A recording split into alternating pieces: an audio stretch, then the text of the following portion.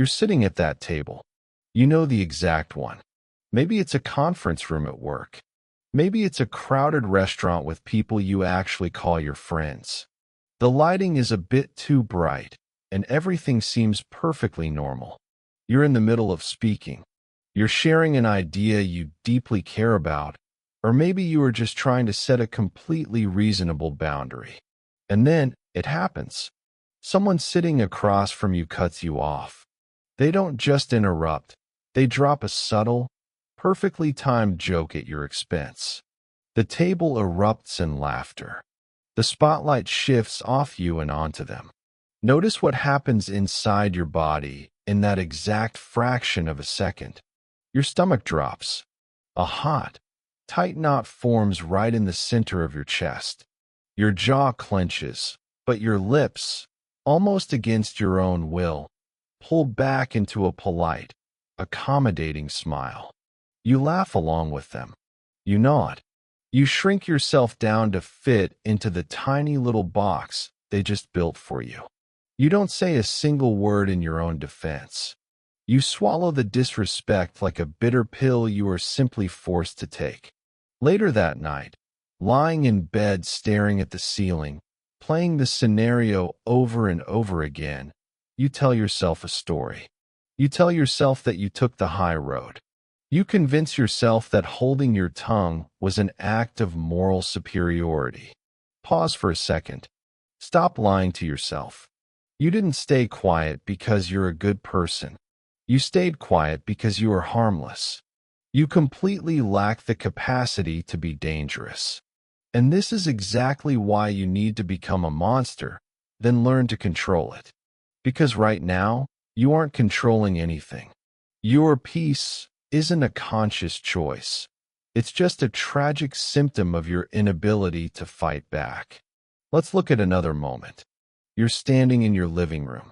You've finally mustered the courage to tell your partner or your family member that they've crossed a line. You practiced the speech all morning. You promised yourself you wouldn't back down this time. You start talking. You are calm.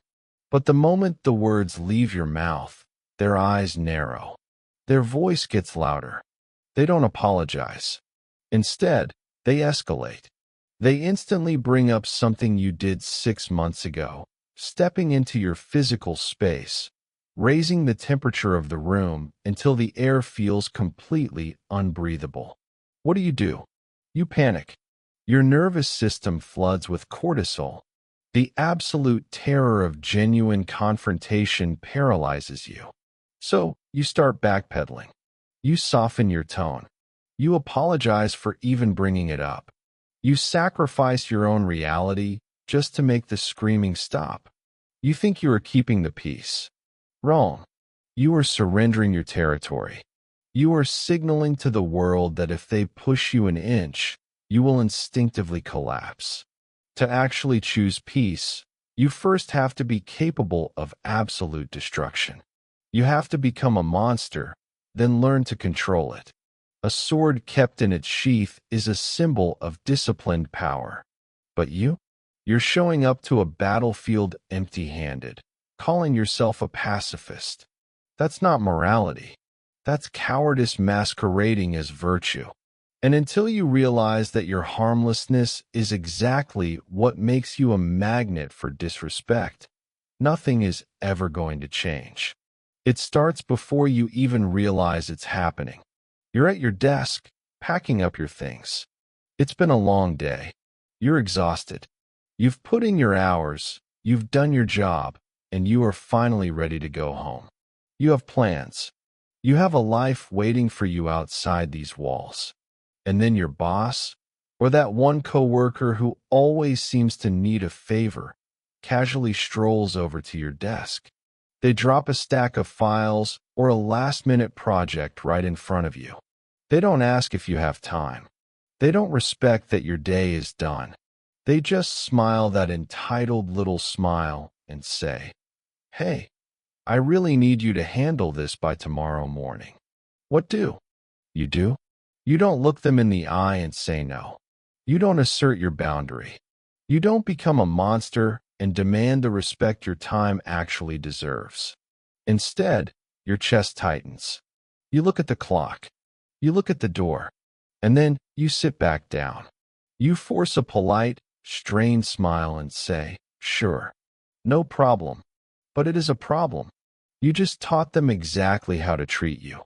You just laid another brick in the architecture of your own cowardice. You avoided the temporary discomfort of a confrontation, but in exchange, you traded your absolute self-respect. If you don't become a monster, then learn to control it. You will spend the rest of your life as everyone else's convenience. You will be the reliable doormat. Let's look at your weekends. You're sitting on your couch.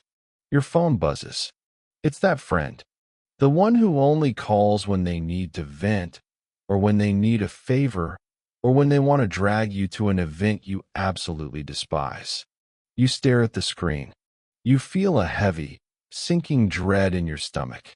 You don't want to go. You are utterly drained. So, you think about ignoring it. You think about texting back and saying, "Not tonight, I need to rest." But you don't. The fear of their disapproval creeps in. The terror that they might think you're a bad friend, or that they might get angry, completely hijacks your brain. So you pick up the phone. You type out an enthusiastic response. You put on your coat. You paste a fake smile on your face, and you walk out the door to go sacrifice your own energy on the altar of someone else's ego. Pause for a second. Look at the pattern. Look at what you are doing to yourself. This isn't kindness. This is a survival strategy built by someone who is terrified of their own shadow. You are constantly contorting yourself to fit into the spaces other people leave behind. You think you are building relationships, but you are actually just building resentment. A deep, dark, rotting resentment that sits in the pit of your stomach because you know, deep down, that you are betraying yourself every single day. To stop this, you have to become a monster, then learn to control it. You need the absolute capacity to let people be disappointed in you. You need the teeth to say no, and let the silence hang in the air without rushing to fill it with a pathetic apology. You're the one who always compromises. You're the one who always understands. You're the one who always bends. You're the one who never pushes back. And what has it gotten you? Nothing but a profound sense of exhaustion. You are tired because carrying the weight of unexpressed anger is the heaviest burden in the world. You smile while you are secretly drowning in rage. But you never let that rage out. You bury it. Because you believe that your anger makes you bad. Wrong. Your anger is the only thing trying to protect you. Your anger is the monster waking up, begging you to finally stand your ground. But you keep tranquilizing it with politeness. You keep choosing the slow death of passive submission over the quick, sharp pain of setting a boundary. Until you become a monster, then learn to control it. You will never know what it feels like to actually be respected. You will only know what it feels like to be used. You're in a room where credit is being handed out. Maybe it's a team meeting. Maybe it's a family gathering where someone is bragging about fixing a crisis. You know the truth. You are the one who did the heavy lifting. You poured your blood, sweat, and sanity into making this thing work. And right in front of your eyes, they steal it. They don't even blink. They use the word I instead of we. They smile, soak up the validation, and look around the room like a conquering hero. They are taking exactly what belongs to you, erasing your effort in real time. What happens to you in that chair? Your heart starts hammering against your ribs. Your face gets hot. The words, "Actually, that was my idea," are right there, sitting on the tip of your tongue. But you swallow them. You look down at your notebook. You physically make yourself smaller in the chair. You let them pick your pocket in broad daylight, and you don't even raise a hand to stop them. And then the rationalization begins. You tell yourself that credit doesn't matter. You tell yourself that the work is its own reward. You tell yourself that fighting over praise is petty and beneath you. Here is what you don't want to hear. You didn't stay quiet out of humility. You stayed quiet out of absolute terror. You didn't take the high road. You were shoved into the gutter and convinced yourself the view was better down there. This is why you must become a monster, then learn to control it. Because right now, you don't have a choice in the matter. You are playing the victim while pretending to be a saint. Let that sink in. We equate being harmless with being good. We teach people to fold their hands, lower their voices, and never cause a scene. But a rabbit isn't virtuous just because it doesn't eat other animals. It doesn't have a choice. It lacks the fangs, the claws, and the capacity for violence. It is merely harmless. And being harmless is not a moral achievement. Unless you become a monster, then learn to control it. You just mean you are waiting to be eaten. If you are incapable of cruelty, you aren't peaceful. You are just weak.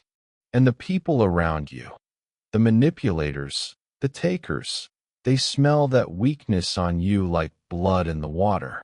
Think about the way you move through the world. You're walking down a hallway. Someone carelessly steps directly into your path. They are looking at their phone, completely oblivious to your existence. They bump your shoulder. Hard. And what is the very first word that falls out of your mouth? Sorry. You apologize for their rudeness. You apologize for occupying space. You instantly take the blame because your nervous system is hardwired for immediate submission. You think, this makes you polite. Wrong. It makes you prey. It signals to every predatory instinct in the human beings around you that you have zero boundaries. You have no perimeter. You have an open door with a welcome mat that says, wipe your feet on my self-esteem. To change this, to actually earn the respect you are secretly starving for, you have to completely rebuild your psychological foundation. You have to become a monster, then learn to control it. You need the capacity to look that person in the eye, hold your ground, and let the silence stretch out until they are the ones who apologize. You need the hidden venom that makes people think twice before crossing you. Right now, you are safe. But you are safe the way a pet is safe. Kept in a cage, fed scraps of approval, and completely dependent on the mercy of others. And deep down, that reality is rotting you from the inside out. You are sitting alone in your car. The engine is off. The driveway is dark. You just got home from an interaction where, once again, you let someone treat you like absolute garbage. Your hands are gripping the steering wheel. The polite smile you wore all night has completely vanished. Your mind is flooded. You aren't thinking peaceful thoughts. You are visualizing all the vicious, devastating things you should have said.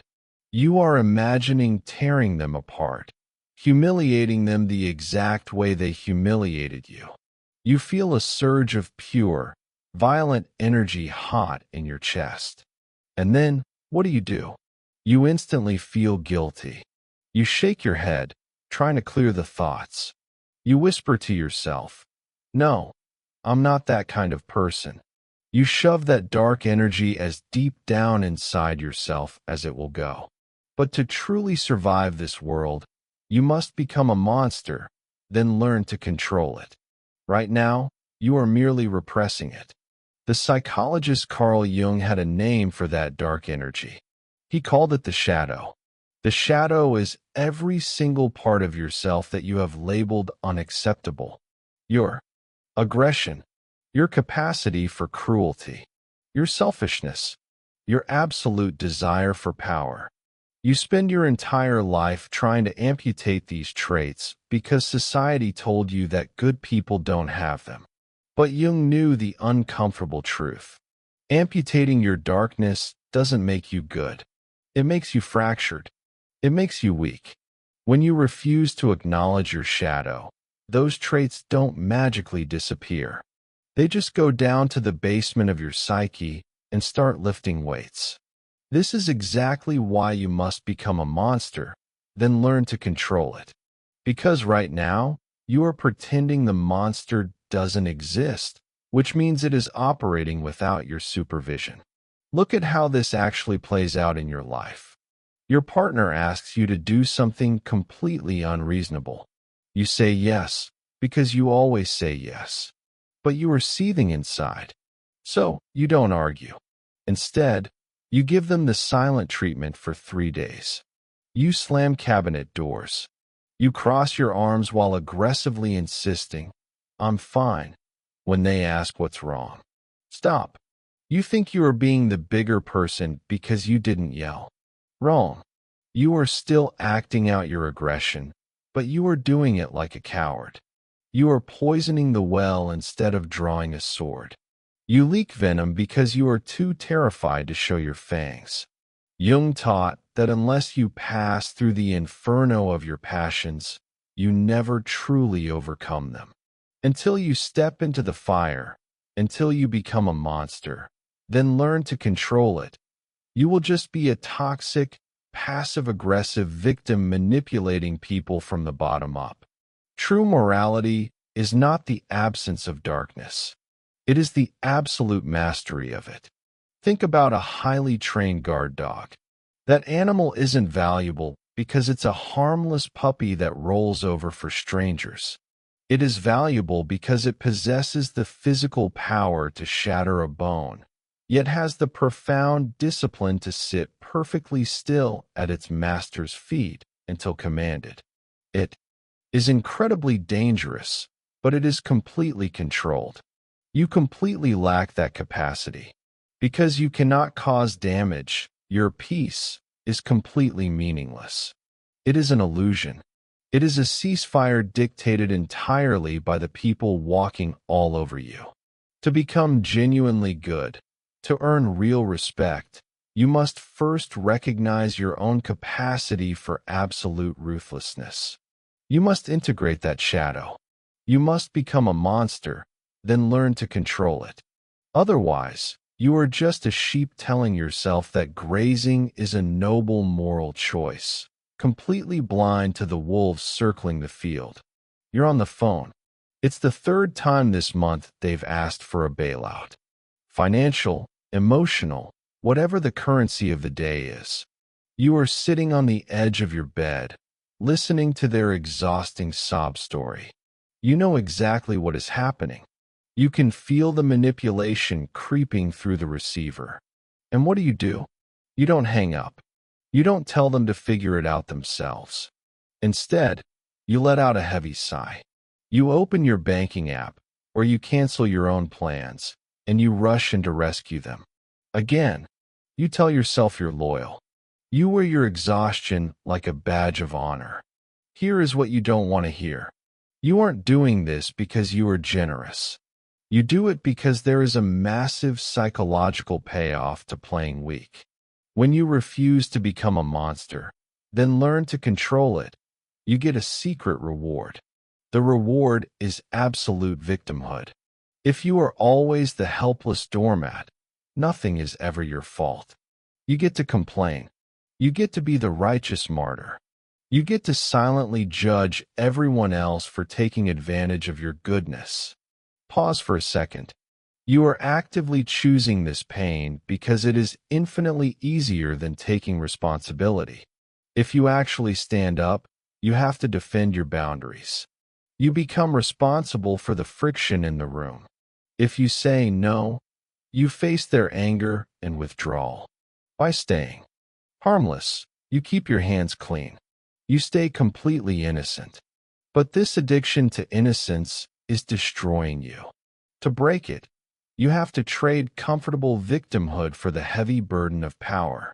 You must become a monster, then learn to control it. You have to be willing to be the bad guy in someone else's story to protect your own sanity. Look at your ambitions. You have a vision of the life you want. But every time it's time to demand what you are worth, You sabotage yourself. You play small. You let someone else take the lead. Why? Because real power is terrifying. If you actually grow fangs and demand respect, people will expect things from you. You can fail. You can be openly disliked. It is safer to stay at the bottom, complaining about how unfair the world is, than to stand up and risk being targeted. You are addicted to the safety of your own irrelevance. You choose silence because it's safe. You choose the apology because it's easy. You choose surrender because fighting requires a spine. Stop blaming the takers for using you. You aren't falling for their games because you're blind. You are falling for them because it serves your cowardly desire to remain blameless. You must step into the mud.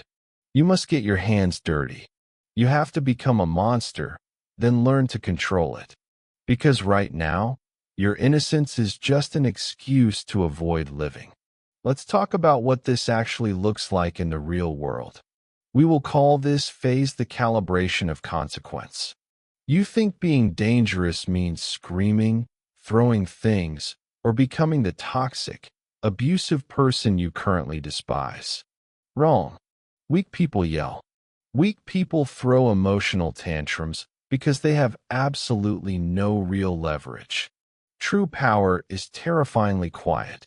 To step into this power, to become a monster, then learn to control it, you have to develop the capacity to inflict a consequence without losing your temper. Let's set the scene. You are at a restaurant. You've been waiting for 30 minutes for a friend who is chronically disrespectful of your time. Your phone lights up. It's a text from them. Running late again. So sorry. Start without me, LOL. No real apology. No urgency. Just the smug expectation that you will sit there waiting like an obedient dog. What does the old you do? The old you immediately types back. No worries at all. Take your time. You swallow your frustration, order a water, and stare at your phone, radiating pathetic, accommodating energy. You accept the crumbs of their attention. But not this time. This time, you look at the text.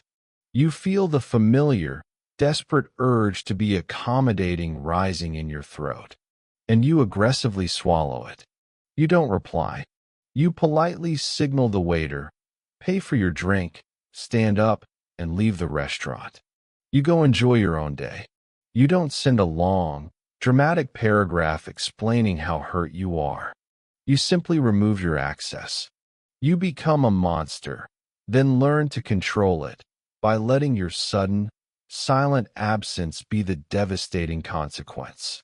When they finally arrive to an empty table, they realize you are no longer a guaranteed resource. You have teeth. Let's look at another angle. You're at a family gathering or a dinner with colleagues. That one person, the one who always makes passive-aggressive comments about your life, your work, or your choices, opens their mouth. They drop a sarcastic insult cleverly disguised as a joke. The whole table chuckles nervously, waiting for your usual, submissive giggle. Stop. You don't laugh. You put your fork down. You turn your body completely toward them. You don't frown. You don't yell. You don't frantically try to defend yourself. You just lock eyes with them. And you let a heavy, suffocating silence stretch across the table. 3 seconds. 5 seconds. 10 seconds. You watch them squirm. You watch their smug little smirk melt into absolute panic under the crushing weight of your unblinking stare. They frantically try to fill the silence. Backpedaling, stammering out excuses. You let them drown in it. This is what it actually means to become a monster, then learn to control it. You summon the dark, intimidating, aggressive energy from your shadow, but you don't let it explode. You weaponize it through perfect, unflinching stillness. You make them feel the absolute danger of crossing your boundary without ever raising your voice. You are lifting weights in the dark. You are building a reputation, not as a nice person, but as a formidable one, a person who has rules. And when someone breaks those rules, you don't negotiate with their disrespect. You become a monster, then learn to control it by executing the consequence with absolute, cold precision. You stop giving people the warmth they haven't earned, and you let them freeze in the dark. You've been told a peaceful person is someone who refuses to fight. You picture someone completely devoid of aggression, smiling blankly while the world burns around them. Wrong. That isn't a peaceful person. That is a helpless person. Let's put you in a room where the stakes are high. You are in a formal negotiation. Maybe it's a tense meeting with a toxic manager, or maybe you are sitting across from someone trying to cheat you out of what is rightfully yours. They start talking. They are lying through their teeth. They are spinning a web of deceit, playing the victim, betting their entire hand on the assumption that you will just take the hit and stay quiet. They think they have you backed into a corner. What does the old you do? The old you panics. Your throat closes up. You try to interrupt, your voice shaking, practically begging the room to believe you. You look frantic. You look desperate. You look weak. But let's look at the new you. You have the receipts. You have the screenshots. You possess the exact information required to completely destroy their reputation and humiliate them. You have the absolute power to ruin the person sitting across from you. And what do? You don't start screaming. You don't pull the sword out and hack them to pieces. You lean back in your chair. You let a cold, calm smile touch your lips. You watch them dig their own grave. You feel the terrifying, heavy weight of the destructive power resting quietly in your pocket. You give them all the rope they need, and when the exact right moment arrives, you calmly, surgically present the truth. You don't react out of emotional panic. You execute a calculated strike. This is exactly why you must become a monster, then learn to control it. True peace isn't the absence of conflict. It is the presence of overwhelming leverage. Pause for a second. Think about the physical sensation of that power. When you are harmless, your nervous system is always on the verge of collapsing. If someone tries to drag you into a public shouting match, your heart rate spikes. You tremble. You sweat. You are terrified because you have absolutely no weapons at your disposal. But what happens when you have cultivated your dark side? They raise their voice. They insult you. They try desperately to provoke you. And your heart rate doesn't even budge. You look at them not with terror, but with cold, clinical detachment. You know with absolute certainty that if you unchained your full psychological arsenal, you could dismantle their ego in 30 seconds flat. You could cut them down to their deepest, darkest insecurities. But you consciously choose not to. You decide they simply aren't worth the expenditure of your energy. You walk away. And you don't walk away because you are fleeing. You walk away because you are actively sparing them. To possess that kind of majestic, terrifying choice, you must first become a monster, then learn to control it. Here is what nobody is going to tell you. Virtue actually requires danger.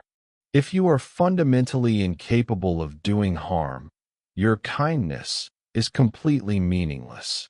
You are just a rabbit surrounded by wolves, congratulating yourself on your vegetarian diet. A harmless person is never a good person.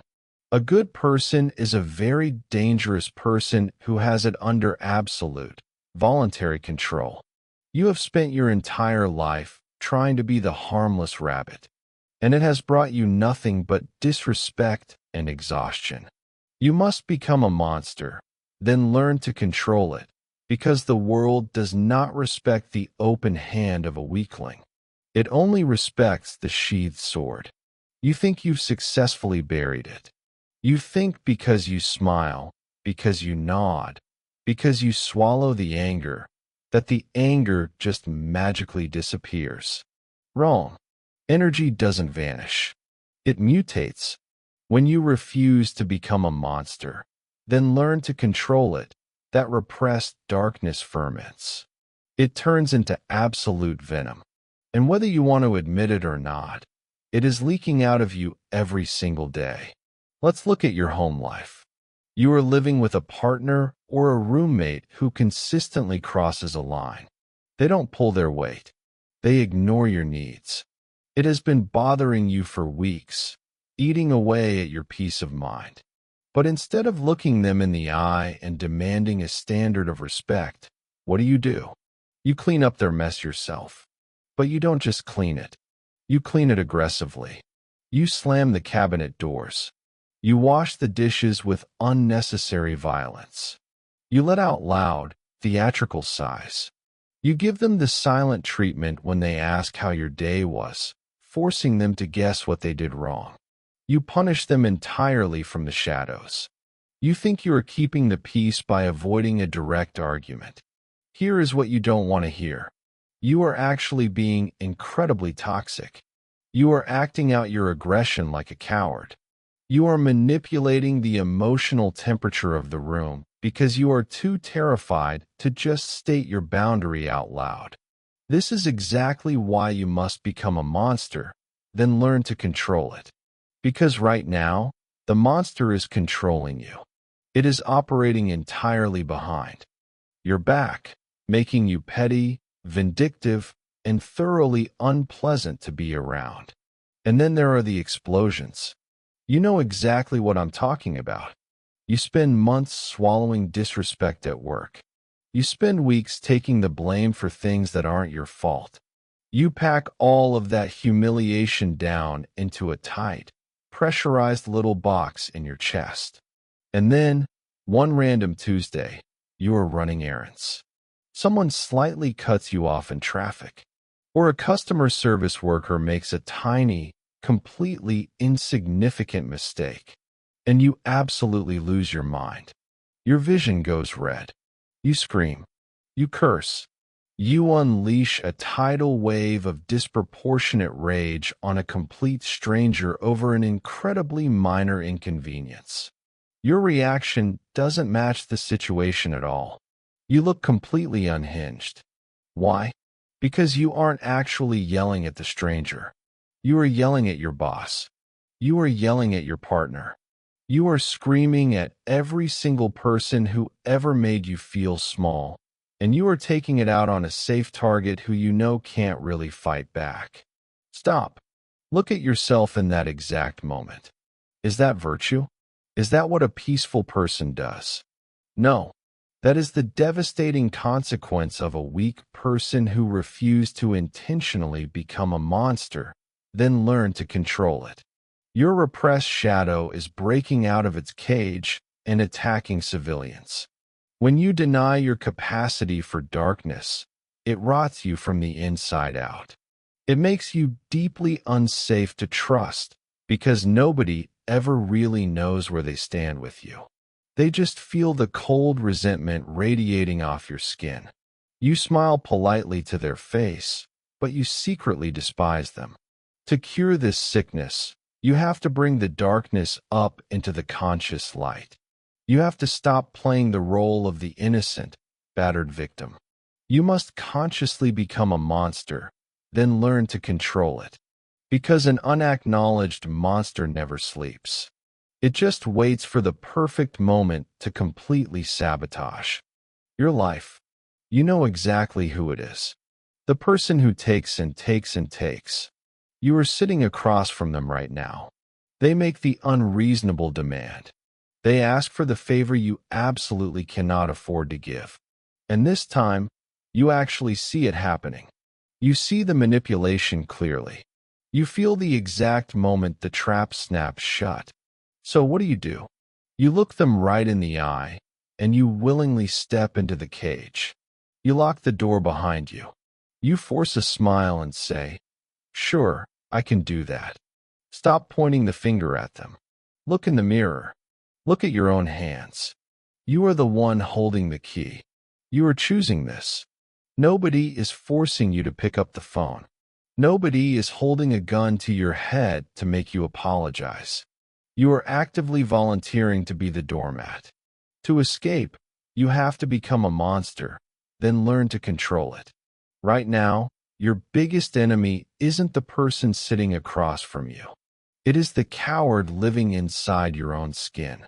Here is what you absolutely do not want to hear. You secretly like being the victim. Because if you are the helpless, accommodating victim, you never have to take real responsibility for your own life. If they are the bad guy, you get to be the tragic hero. You get to complain about how much you do for everyone else. You get the twisted validation of being a martyr. But to give up that martyrdom, you must become a monster, then learn to control it. You have to trade the warm comfort of self-pity for the cold, heavy burden of standing your ground.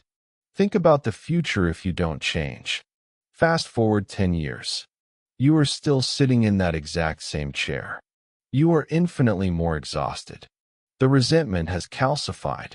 It has carved deep, bitter lines into your face. You look around at the life you've built, and you realize you don't own a single piece of it. Your career belongs to the boss who overworked you. Your weekends belong to the friends who drained you. Your peace of mind belongs to a partner who doesn't respect you. You gave it all away because you were too terrified to become a monster, then learn to control it. You thought you were being selfless. Wrong. You were being completely spineless. You sold out your own potential just to avoid a few seconds of awkward confrontation. You let people walk into the sanctuary of your mind with muddy boots, and you immediately offered to clean the floors for them. You must become a monster, then learn to control it, or you will spend the rest of your one life as a background character in everyone else's movie. You are completely complicit in your own destruction. Every time you apologize for simply taking up space, every time you shrink your posture to make someone else comfortable, every time you let a disrespectful comment slide without consequence, you are training the world to treat you like garbage. You are handing them the exact manual on how to break you. The takers aren't your real problem. They are just doing what takers do.